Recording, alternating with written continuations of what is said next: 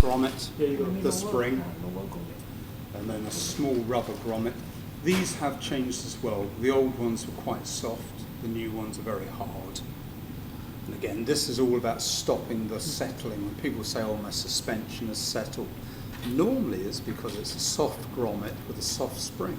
So yeah, it will settle. Hard grommet, hard spring, hard grommet.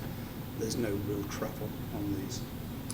And then everything rests on the washer to take the weight, and then the lock nut. Now the nuts have changed. You can see that on this deck here. This is what's called a locking nut. They come in slightly different shapes, slightly different sizes, but you know it's a lock nut because when you try and do it up with your fingers, it's not possible. And then you've got an earlier generation here, just the black.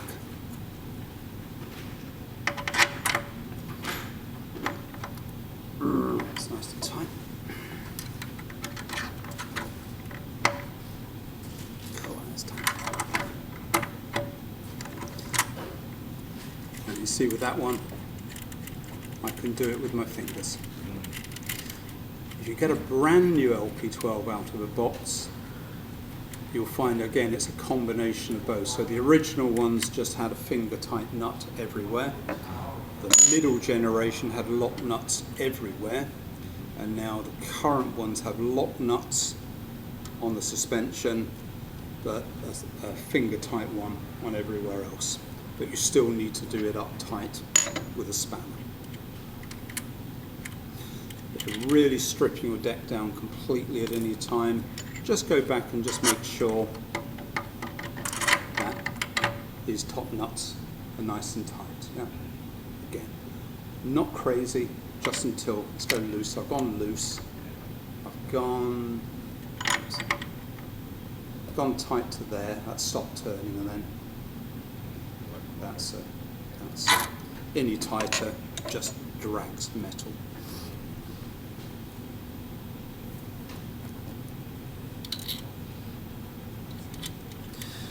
What you do need, if you want to set up an LP12 and you want to take it down, everyone's got a spanner like that, and that's what they call a short shaft.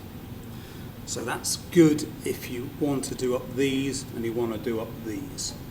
If you want to go all the way to the top of a bolt and change a bolt, you need what's called a long shaft. That's the difference. So that will go that high up a bolt, that will go the whole distance. You can buy these off of eBay, Amazon, $4 or $5, they're nothing. They don't last forever, they're quite soft. So if you want to do a lot of servicing, buy 2 or 3 spare ones.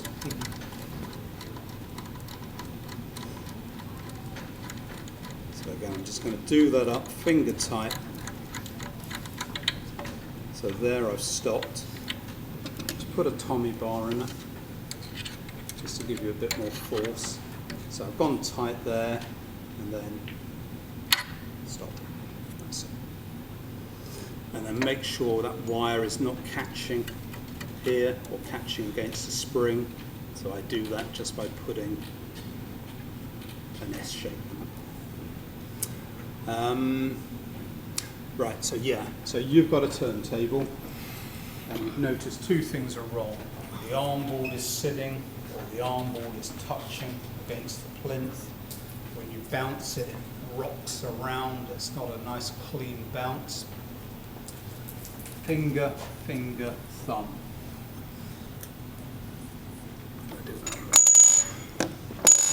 What I'm going to do is get my finger here, I get my finger here against the top, and then my thumb the other side, like that. So when I turn, so I'll need to just rotate the spring slightly. If I just get hold at the bottom, I don't turn anything, I just twist. All that's happening is I'm just twisting that spring. But if I get hold of the top, I can turn the whole thing as one. So one good guide you have is that the suspension bolt and the spring will be dead central. So if it's sitting like that or sitting like that, you know you need to turn that spring. So you're looking for the spring to be equal either side to the suspension bolt. So if the spring is doing that, or the spring is doing that, all you need to do then is just maybe turn it quarter of a turn, maybe half a turn, and just see if it rotates round and square again. That's it. So once you start getting those springs central, it wants to bounce. It will want to go up and down. If they're sitting sideways, it will want to just jiggle around, but if they're sitting vertically, it will want to go up and down. So with just a little bit of fine adjustment, you might need to work your way around all three springs. It might just be one spring causing you a problem, but by bouncing it here, if this spring isn't working here, you can see that this just dies. So this bounces, but this one is dead. So if I moved it a little bit, freed it off, that spring starts going up and down as well. If it's this one, you'll see the same effect. It will bounce on this side, but that one says, no, I'm not happy, rotate me a little bit, make me feel free. So once you've got to that position, you're done. You're done. The next stage after that, balance your tone arm, and then set your tone arm height. There's different theories with tone arm height adjustment here. I always put a record on, I set the correct tracking force, select the same value for the bias, and then when I put the record, the needle on the record, this gap here, I always set it parallel. Some people, not many, some people will set it very slightly higher than that. What are you changing? You're changing a thing called the VTA, the vertical tracking angle. There's two arguments. One, the diamond should point straight in, and one, the diamond should lean slightly forward.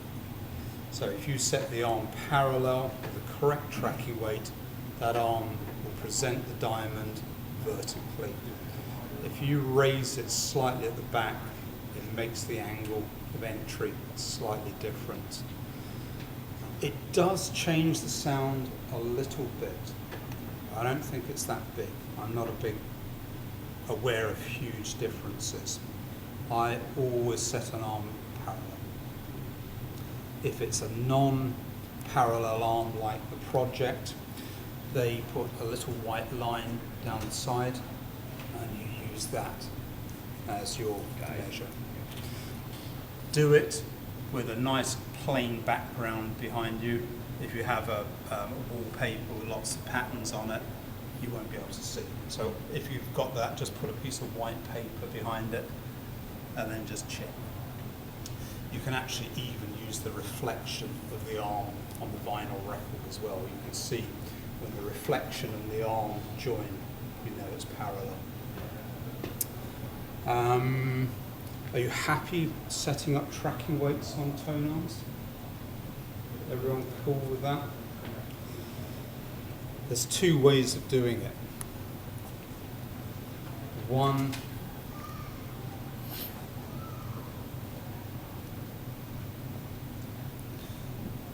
is like the Project arm, where you use the counterweight to balance, and then there's another little dial, and you turn the little dial to 0, and then you turn the whole counterweight again, and it will bring you round to your chosen tracking weight, 1.5, 1.7, 2 grams, whatever your manufacturer recommends. The better arms don't do that. Better arms use a more precise system, or won't say in terms of absolute tracking accuracy, no gauge, even this, turning it, even this gauge here, they are not 100% accurate. They can't be. You can't machine a gauge to be 100% accurate. If you want to, you can always use digital scales. Some people do. Or some people will just set it to the value and then just try 0.1 of a gram either side and just hear it for themselves, which is how I do it. I don't use the scales, but some dealers do. And I find when I compare this value against the scales, sometimes it's 100% exact, sometimes it's 5%, 10% deviation, so 0.1 of a gram difference. The reason we do it this way is slightly more complex. When you balance the tonearm, this half of the arm and this half of the arm are both behaving the same way. They're working in sympathy. If I then use this to set my tracking weight and move that counterweight, all that's happened is that the arm is not working the same. They're not resonating at the same frequency point. We consider that important to Linn. If you can get this arm half behaving the same as this half, you get a better sound. So we set the downforce here, but we set the balance here, but we set the downforce with a spring system here. So to do it, lose the stylus guard, hold it, and then that counterweight on a Linn arm, it's a friction fit. Some arms it's a thread. Okay, so not enough. Too much. So in between.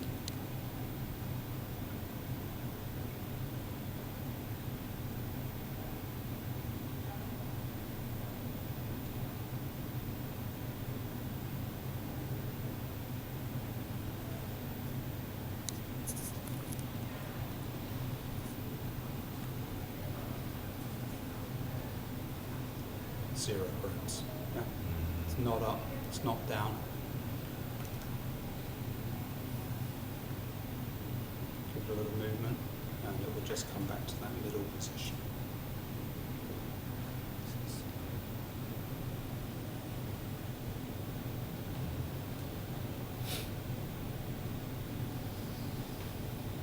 Back in the rest, place safe, stylus guard back on. So I don't do these things, I'm just telling you. Do as I say, not as I do. 1575. Yeah. So we're at 0 grams on a Linn arm, first click half a gram, click 1 gram, 1.5. And I always take it out. So it clicks on the half gram. Check that that's lined up with the dot. And then, as you said, 1.7, 1.75. It's close enough. Yeah. Set anti-skating, which is a little mark here. I always set it to the same value. Again, you can read all night long on internet forums with people discussing, biasing, anti-skating values. And every one of those guys is right, and every one of those guys is wrong, because there is no perfect anti-skating solution. Anti-skating, as a record turns, the speed the record turns here and the speed the record turns here are not exactly the same. When I said it turned at 800 kilometers per hour, that's just an average. It revolves more slowly here, and it revolves more quickly here, so it accelerates. And that acceleration has an effect called centripetal pull. And centripetal pull, there's very little here, so your diamond stays vertical. As it moves across the record, it starts getting dragged inwards like that. So it's pushing against one wall more than the other. What anti-skating or biasing, which is its correct name, does is it provides a force equal to the force going in. But remember, there's no force here, there's a lot of force here, and there's some force here. So you can't have this working out, I don't need any here, but I need a bit more here, and I need a bit more there. So these are just average settings, That's absolutely fine. So median value, 1.7, 2 grams, 2. And then in your own time, because again, this cannot be 100% accurate, and set that, but then try it. Try it at 2.5, try it at 1, try it at 1.5, 1.7. I have. It's not night and day difference. At the very extremes, you might hear a little bit of a difference, but all those points in between, because every one of them is correct at some point across the record. So it's not a game changer. Other things to check. As I say, you need for an LP12 a small posi drive and a larger posi drive, a number 1 and a number 1 and a number 2. You need an 8mm wrench. You do need some Allen keys, 2mm, 4mm, maybe a 1.5, maybe a 1.33. It's 1.33. Yeah. Always check if I'm doing a quick service. If I've got 10 minutes to service an LP12, all I do is I clean the diamond, I check the downforce, I check the arm height, I check these 3 bolts that hold the arm collar in. Make sure again they're tight, not crazy, but just tight. Check the 3 arm board screws if you're using a separate arm board. Check the suspension is free, and then check the speed, ideally with a speed checker, with a stroboscope. And that's it. Those are the 5-6 basic checks you can make on any turntable. And they do make a difference. I mean, I've had a guy walk in, 10 minutes to midnight. Can you service my LP12? And you go, yeah, I can do it. And those half dozen checks is enough for the guy to phone up the next day and go, that's amazing. What did you do? I just tightened everything up. Because things like bolts on arm boards, because the arm board is wood and the bolt is metal, there will be a degree of compression. There will be a degree of compression. And if that deck has not been adjusted for 5, 6, 7, 8, 9, 10 years, then everything will just gradually work loose, very slowly, which is why we move to using things like lock nuts and hard rubbers and hard steels, so they don't work loose. But there's still a couple of weak areas with things like arm boards. Make sure they're just nipped up tight. Talk about this trust value. If we change from Valhalla to Lingo, do we have to take this one out? You can. In fact, you can actually take that off now. All that spring under the motor does is there's a degree of movement in the motor. So the motor does go up and down.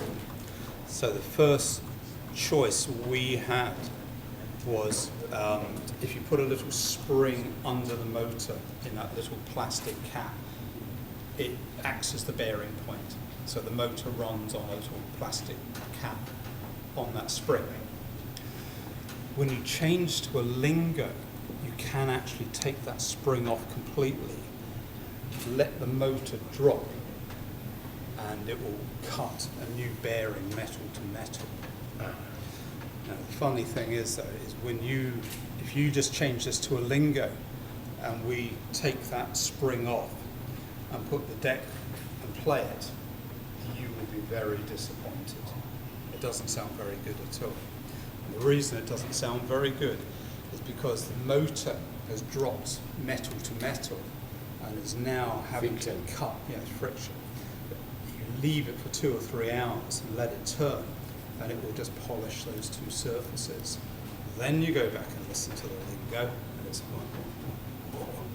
huge difference. So the point is we don't need to take this stuff down. Well, you could, I mean, the argument now But is in the manual say have to take it out for a lingo. for the lingo. Yeah, but I would argue if you wanted to, you could take it off now.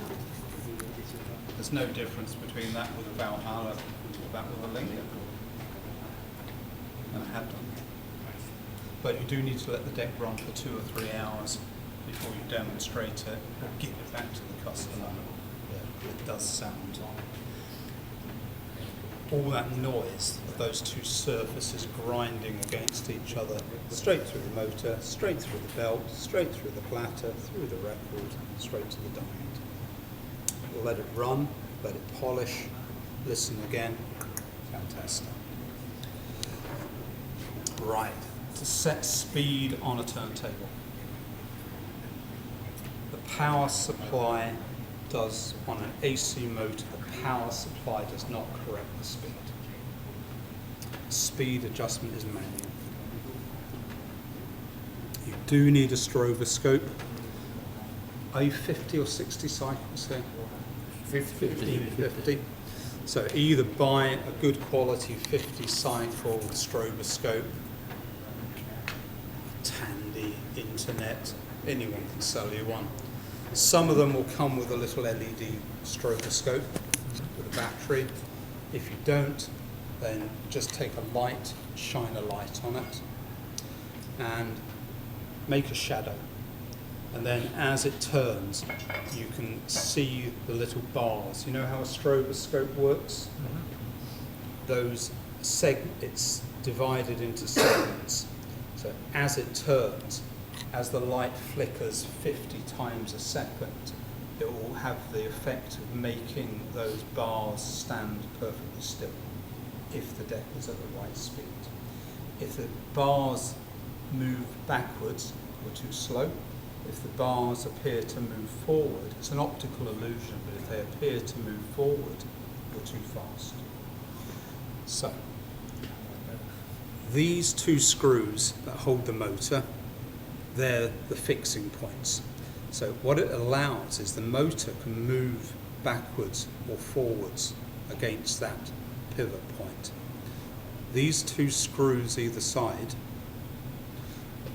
adjust the position of the motor.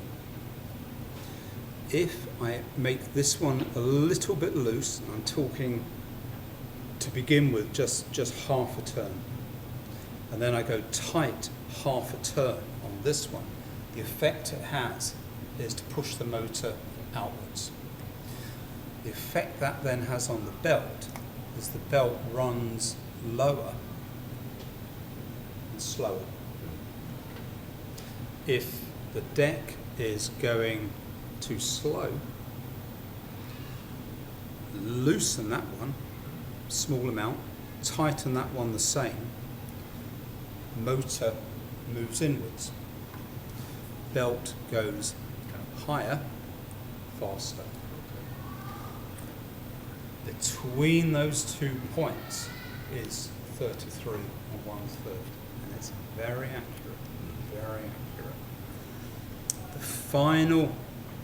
The first time you do it, it's quite difficult because just a small movement, less than quarter of a turn, will change the rotational speed. So you are literally just down to is the final adjustment.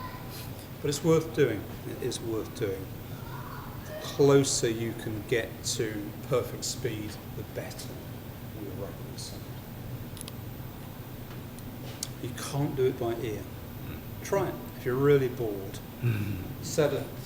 get it wrong, and then set it up by ear, and then check the stroboscope. So You will be 20% So out. how about radical? You cannot adjust anything. Don't need to. Because the way the radical works,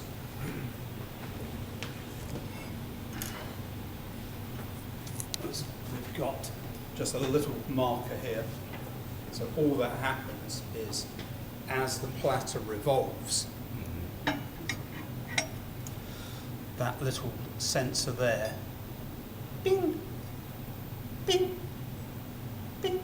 It just counts every revolution, and it compares that rotational speed against the reference master clock back in the radical.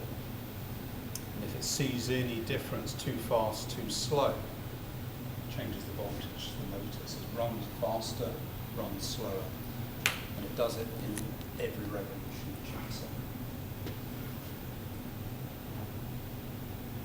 The amount of variation you get on one revolution is so small you can't hear it. So if you correct it the next revolution, you can't hear that either. Because you'll be dealing with 0.005% difference. You couldn't hear that. You would not hear that. That's it. That's the basic setup on an LP12. Not difficult, not complicated. It's just practice. It's just practice.